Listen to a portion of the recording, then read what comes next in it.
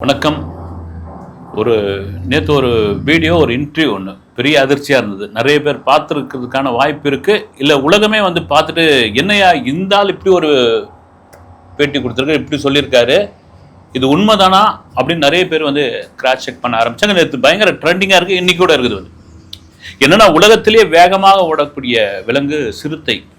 சிறுத்தையா மானா அப்படின்னு ஒரு போட்டி வச்சு சிறுத்தை எப்படியாவது கவிட வந்து அதுதான் அதிவேகமாக ஒரு மனிதனில் அதிவேகமான ஓட்டம் ஓடக்கூடிய ஒரு மனிதன் அப்படின்னா உசேன் போல்ட் தான். நம்ம கேப்பனில் ஓடுற பசங்களை பார்த்துட்டீங்கன்னா பெரிய உசேன் போல்ட்டா அப்படின்னு வந்து ஏன்டா அப்படி ஓடுற தெளிக்க வந்து அந்த அளவுக்கு உசேன் போல்ட் வந்து உலகம் முழுக்க பிரபலம். இதுக்கும் பார்த்தீங்கன்னா உசேன் போல்ட் வளர்ந்து பிறந்து வந்த நாடு வந்து மிக ஏழ்மையான நாடு. இந்த கரிபியன் தீவிலிருந்து வந்த ஜமைக்காவிலிருந்து வந்தவர். ஒரு 39 வயசாவது. அவர் என்ன சொல்றாரு அப்படின்னா, என்னால் ஒரு படிக்கட் கூட ஏற முடியலைங்க அப்படின்னு.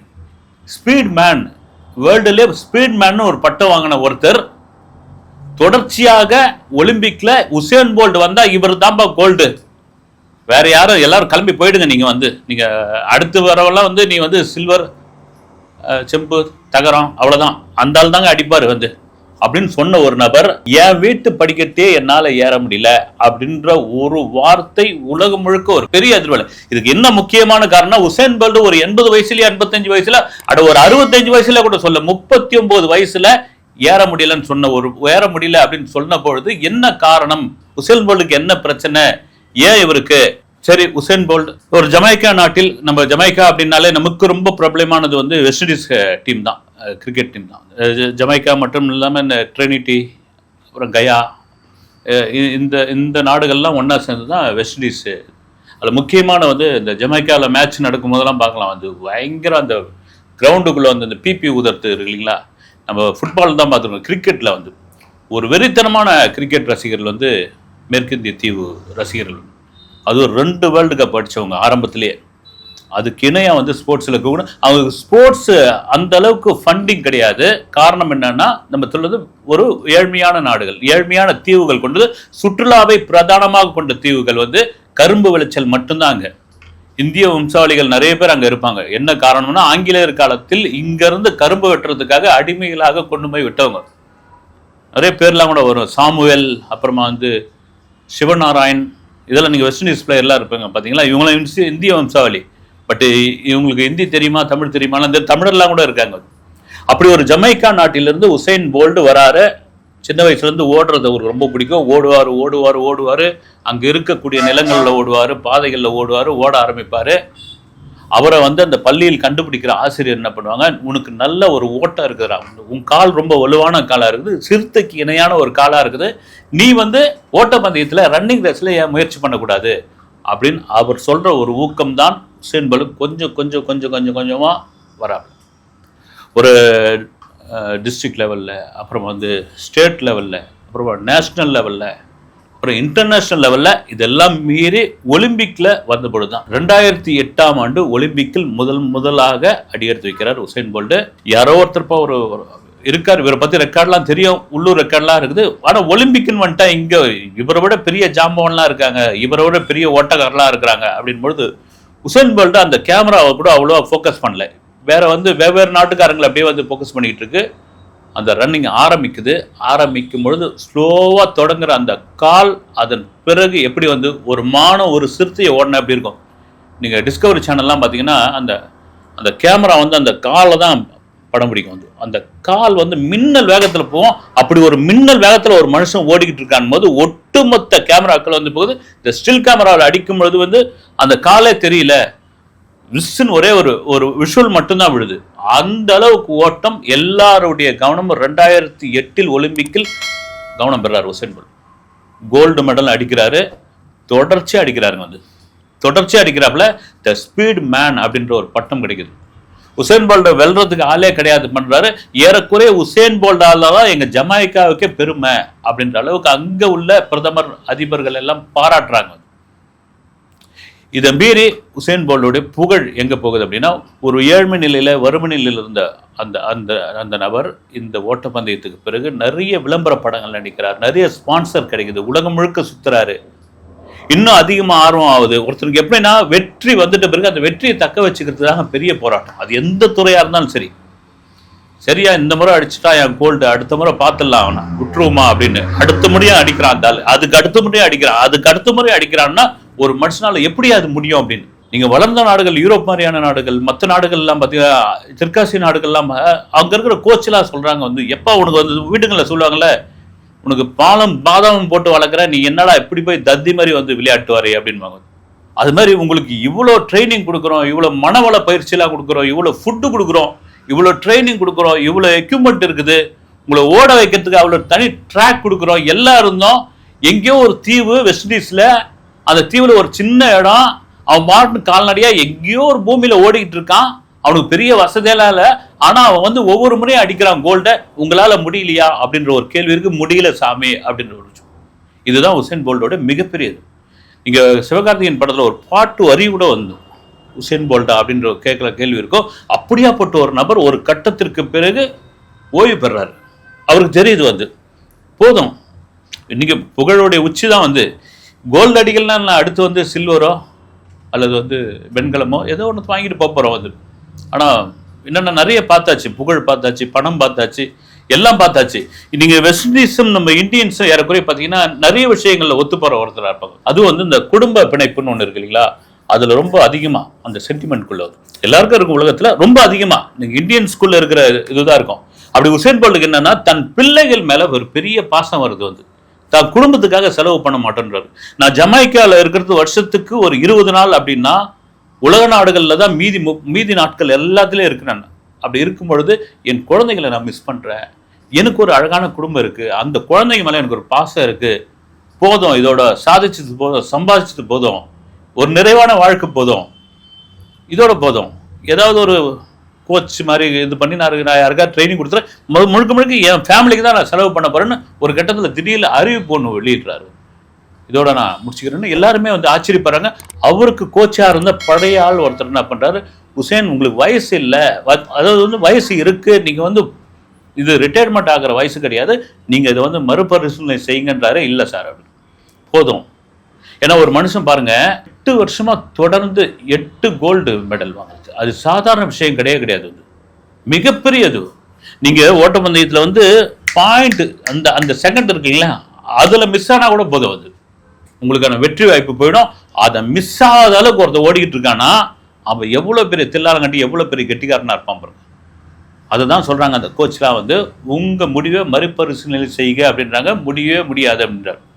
நீங்க கிரிக்கெட் பிளேயர்ஸ் கூட நிறைய பேர் திடீர்னு ரிட்டையர்மெண்ட் அறிவிப்பாங்க வந்து. இன்னும் ஏன் நல்லா தானே இருக்க, நல்லா சம்பாதிக்க வேண்டிய வயசு தானேயா, ஏன் ரிட்டையர்மெண்ட் அறிவிக்கிறாங்க அப்படின்னு பார்த்தா அவங்களுக்குள்ள இருக்கிற விஷயம் என்னன்னா, எப்பா எங்க குடும்பத்து கூட நாங்கள் இருந்த காலமே கிடையாது, நாங்கள் இருந்ததெல்லாம் வெளியே தான், மைதானத்தில் தான், ஏதாவது ஒரு டிராஃபிக்காக ஏதாவது ஒரு நாட்டில் நாங்கள் அப்படியே போயிட்டே இருக்க வேண்டியது தான்.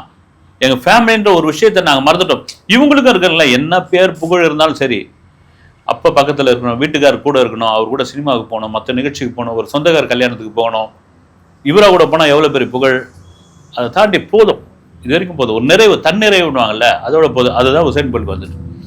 நான் திரும்ப சொல்றது என்னன்னா, அவர் ஒரு பணக்கார நாட்டிலையோ அல்லது ஒரு வசதியான வீட்டில் இருந்தவரோ கிடையாது. அவருக்கான பண தேவைகள் இன்னும் கூட தேவை, நினைச்சிருந்தா இன்னும் கூட நம்ம சம்பாதிக்கலான்ற ஒரு மனநிலை வரும்.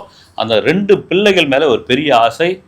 அந்த பிள்ளைகளுக்காக இவர் பண்ற வேலை என்னன்னா, காலையில கார்ல ஏற்றி போயிட்டு ஸ்கூல் கொண்டு போய் விட்டுருவார். விட்டுட்டு ஈவினிங் எப்போ ஆகும்னு பார்த்துக்கிட்டே இருப்பாப்புல. திரும்ப போய் கூட்டின்னு வந்து அதன் பிறகு பசங்க கூட விளையாடுறது தான் அவருடைய வாழ்க்கை. இதுக்கிடையில வெளியே போனா போகவே முடியாது. வந்து ஃபோட்டோ எடுக்கிறது, செல்ஃபி எடுக்கிறது, ஆட்டோகிராஃப் வாங்குறது, ஏதாவது நிகழ்ச்சி வாங்கன்னு கூப்பிடுறது, செலிபிரிட்டிகளுக்குள்ள தொந்தரவு தான் அது. அதை வந்து உசேன் போல்ட் விரும்பலை வந்து ஒரு கட்டத்துக்கு அப்புறம். அதனால வீட்டுக்குள்ளேயே இருக்கிறாப்புல.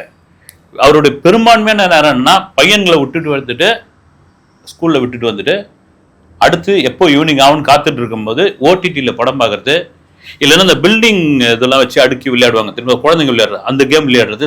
சில பெரிய நீங்க உச்சமா நினைக்கிறவங்கலாம் பார்த்தீங்கன்னா குழந்தைத்தனமா இருப்பாங்க. அது ஒரு பெரிய போலீஸ் ஆஃபீஸர் வந்து அவர் ரிட்டையர்ட் ஆகிட்டார். அவர் ஒரு தடவை பார்க்க போயிருந்தா, அவர் வந்து கார்ட்டூன் படம் பார்த்துட்டு இருந்தார். வந்து கேட்டால் என்னங்கன்னா, எனக்கு ரொம்ப பிடிக்குங்கன்னாரு. அவ்வளோ பேர் என்கவுண்டர்லாம் போட்டவர் அவருக்கு. அதான் அப்படியேப்பட்ட ஒரு நபர் பில்டிங்லாம் வச்சுக்கிட்டு அடிக்கிட்டு இருக்கிறது பொழுதுனைக்கும் படம் பார்த்துக்கிட்டு இருக்குது. இப்படியா இருக்கிற அவருக்கு ஒரு கட்டத்துக்கு அப்புறம் என்ன ஆகுதுன்னா, நடக்கும் போது நடையில் சில மாற்றங்கள் ஏற்படுது. நடையில் நிறைய மாற்றங்கள் ஏற்படுது. அவர் கொஞ்சம் அதை வந்து என்ன பண்ணுறாரு, அசால்ட்டாக விடுறாரு. அதுக்கான அவராக வந்து சில எக்ஸசைஸ்லாம் பண்ணுறாரு. சில மசில்ஸுக்கெலாம் வந்து புஷ்அப் கொடுக்குறாப்புல. அப்புறம் ஃபுட்டு மாற்றி பார்க்குறாப்புல. ஓகே அப்படின்ட்டு மறுபடியும் அந்த மாற்றம் வந்து என்ன ஆகுது, அது நிற்கிற பாடம் இல்லை. ஒரு நாள் அவர் படுத்துட்டு எழுந்து பசங்களை ஸ்கூலில் விட்டுட்டு வரும்பொழுது அவர் வீட்டு படியை ஏறும் பொழுது அந்த கால் வந்து அந்த படியில் ஏற மறுக்குது. எப்படி பாருங்க, ஒரு கால் வந்து மின்னல் வேகத்தில் புலிப்பாய்ச்சல் சிறுத்தை பாய்ச்சலாக போய்கிட்டு இருந்த ஒரு கால், 8 தங்கங்களை வென்ற கால், பல பல மெடல்களை வென்ற கால், உலகத்தினுடைய ஸ்பீட்மேன் அப்படின்ட்டு ஒரு பட்டத்தை வாங்கி கொடுத்த அந்த கால் வந்து தன் வீட்டு படிக்கட்டில் ஏறுறதுக்கு தயங்குது, வழுக்குது, காலில் வலி ஏற்படுது. உசேன் போல்ட்டுக்கு வேர்க்குது, பயம் வருது. அவருடைய டாக்டர் கிட்ட கேட்குறாரு, அவருடைய பிசியோ கிட்ட கேட்குறாரு. கேட்கும்போது அவங்க சொல்றாங்க வந்து, ஓடிக்கிட்டே இருந்த நபர் பாணி, உன்னுடைய ஹார்ட் பீட் எப்படின்னா ஒரு சிறுத்தையோட ஹார்ட் பீட் மாதிரி, ஒரு மானோட ஹார்ட் பீட் மாதிரியான உன் ஹார்ட் பீட், துடிக்கிற ஹார்ட் பீட்டு. நீ என்ன பண்ணிட்டு இருக்க, சமீப காலமாக எந்த ஒர்க் அவுட்டும் பண்றது இல்லை. ஸ்கூலில் விடுறது, டிவி பார்க்கறது, காஃபி குடிக்கிறது, பாப்கார்ன் சாப்பிட்றது, அப்புறம் வந்து ஃபுட்டு சாப்பிட்றது, திரும்ப எழுந்துக்கிறது, பசங்களை போய் கூட்டின்னு வரது, உட்காருறது, இப்படியே இருந்தால் என்ன ஆகும்? ஓடிக்கிட்டே இருந்த கால் இல்லை இது. அந்த காலில் உள்ள மசில்ஸ் எல்லாம் வந்து அப்படியே இறுக்கமாகுது ஒரு மாதிரி. அந்த இறுக்கத்தினுடைய வெளிப்பாடு உனக்கு நரம்பு ப்ராப்ளம். நீ அதனால தான் அடி எடுத்து வைக்க முடியல. இதுக்கு ட்ரீட்மெண்ட் பண்ணி ஆகணும். ஒன்றும் பயப்படாதனாலும் ஒரு பயம் இருக்கு இல்லையா? சாதாரண நம்மளே நடந்து போயிட்டுருக்கோம், நல்ல ஒன்றும் ஓட்டெல்லாம் கிடையாது, நடந்து போயிட்டுருக்கு. நமக்கே வந்து திடீர்னு வந்து ஒரு நாள் எடுத்து நடக்க முடியல அப்படின்னா எப்படியாப்பட்ட ஒரு பயம் வரும். அந்த பயம் எனக்குலாம் கூட வந்திருக்குது. சொல்ல முடியாத ஒரு பயம் வந்துடும். அது அந்த அப்படி ஒரு உலகமே பார்க்கக்கூடிய ஒரு நபர் வந்து ஓட்டத்தில் மிகப்பெரிய நபராக இருக்கிற ஒருத்தருக்கு வந்து தான் வீட்டு படிக்கட்டு ஏற முடியலன்னா என்ன ஆயிருக்கும்? உசேன் போல்ட் வேர்த்து விறுவிறுத்து உட்காந்து மனபயத்தோடு இருக்கும் பொழுதுதான் அவங்க மனைவி ஒரு ஆறுதல் சொல்கிறாங்க, நீங்களும் நானும் கவனிச்சுட்டு இருக்க, நீங்கள் ஒர்க் அவுட் பண்ணல, நீங்கள் அப்படியே உட்காந்துட்டீங்க. நீங்கள் ஒரு காலத்தில் உண்மையிலே ஸ்பீட் மேனாக இருக்கலாம், ஆனால் கொஞ்சமாவது அந்த ஸ்பீட் மேனுக்கான ஒர்க் அவுட் நீங்கள் பண்ணியிருக்கணும் இல்லை அப்படின்னு. இப்போ அதுதான் ஒரு பெரிய அதிர்ச்சி ஆகுது. தான் வீட்டு படிக்கட்டே ஏற முடியலையா ஒருத்தனால அப்படின்னு. இப்போ அவருக்கான பயிற்சிகள் கொடுக்குறாங்க, அதை தாண்டி ஃபுட்டை மாற்றுறாங்க, ட்ரீட்மெண்ட்டும் கொடுத்துக்கிட்டு இருக்காங்க. வயசு 39 அப்படின்ற ஒரு விஷயம்தான். அவருடைய பயிற்சியாளர் சொல்றது என்னன்னா, ஏன்பா இவ்வளவு சீக்கிரம் ரிட்டைர்மெண்ட் ஆகிற, நீ 39 வயசுக்கார அப்படின்றாரு வந்து. இப்போ இவருக்கு மருத்துவம் பண்ற டாக்டர் பிசியோலா என்ன சொல்றாங்க, 39 வயசுல இப்படியான்றாங்க வந்து. அப்ப என்ன இதுல சொல்ல வருதுன்னா, ஒரு மனிதன் இயங்கிக்கிட்டே இருக்கணும். அதுவும் ஸ்பீடா இயங்கிக்கிட்டு இருந்த ஒரு மனிதன் வந்து சுத்தமா உட்காந்துடக்கூடாது. அவனுடைய இயக்கம் வந்து இருந்துகிட்டே இருக்கணும். அந்த இயக்கத்தை எந்த விதத்திலையும் வந்து முடக்கிடக்கூடாது. முடக்கும் போது மொத்தமா முடக்கிடும் அப்படின்ற ஒரு விஷயம் தான். இது எல்லாருக்கும் பொருந்தக்கூடிய ஒரு விஷயம். வந்து அதெல்லாம் மீறி உடற்பயிற்சி எவ்வளவு பெரிய முக்கியமான ஒரு விஷயம்னு இப்ப தெரிஞ்சு பாருங்க. வந்து இது வந்து செல்போன்லயே இன்னைக்கு ஒரு வாழ்க்கையை வாழ்ந்துட்டு இருக்கோம். நம்ம நடைபயிற்சி கூட யாரும் போறதே கிடையாது. அது ஒரு அடிக்ட் மாதிரி ஆயாச்சு. நீங்க படுக்க எவ்வளோ ராத்திரி படுக்க போறது, அந்த படுத்துட்ட பிறகு கூட எடுத்து செல்போன் பாக்குறவங்களாம் உண்டு தெரியுங்களா? காலையில எழுந்த உடனே எங்க செல் இருக்குது அப்படின்னு, எங்க மொபைல் போன் இருக்குன்னு தடவி பாக்குறதுல இதுதான். இதனால் என்ன ஆயிடுது? ஒர்க் அவுட் பண்ணுறது கிடையாது, நடைபயிற்சி பண்ணுறது கிடையாது, எக்ஸசைஸ் பண்ணுறது கிடையாது. உட்காந்து உட்காந்து உட்காந்து உட்காந்து ஒரு சாதாரண மனிதன் இந்த ஃபோன் அடிக்ட் ஆகிற ஒரு விஷயம் ஒரு நாள் உடல் நலம் குன்றி போகிறது. அது சாதாரண மனுஷங்கள்லாம் நம்ம நினச்சிட்டு இருக்கோம். உசேன் போல்ட்டுக்கு இப்படி நடந்திருக்கும் பொழுது அதுக்கான காரணம் அதான். அவரும் மொபைல் யூஸ் பண்ணுவார், அவரும் ஓடிடியில் படம் பார்ப்பார், அவரும் வந்து மிக அதிகமான ஓய்வு எடுத்துக்கிட்டாரு. ஒரு கிட்டத்தட்ட சோம்பேறித்தனம் கூட சொல்லலாம். இப்போ அவருடைய மனநிலை எப்படி இருக்கும் நம்ம அங்கேருந்து பாருங்க வந்து எப்படி இருக்கும். அது மிக மிக பயங்கரமாக இருக்கும். இப்போ அதுக்கான பயிற்சி எடுத்து நான் பழைய உசேன் போல்ட்டாக இல்லைனாலும் என் படிக்கட்டை கிடுகிடுன்னு ஏறக்கூடிய ஒரு மனிதனாக எனக்கு இருந்தால் போதும் அப்படின்ற மனநிலைக்கு வந்துட்டாப்புல. முக்கியமான ஒரு விஷயம், இன்றைய இளைஞர்களுக்கு தயவு செய்து கொஞ்சமாவது சாதாரணமாவது ஒரு உடற்பயிற்சி நடைப்பயிற்சி செய்யுங்க. ஃபோனை அப்படி தூக்கி வச்சுடுங்க கொஞ்ச நேரம். ஃபோன் இருக்கிறதே மறந்துடுங்க, ஒரு மணி நேரம் மறந்துடுங்க. உசேன் போல்ட்டுக்கே அந்த நிலைமைனா நாமெல்லாம் எந்த சும்மா ஜுஜிபி. அடுத்த வீடியோவில் சந்திக்கிறேன். நன்றி.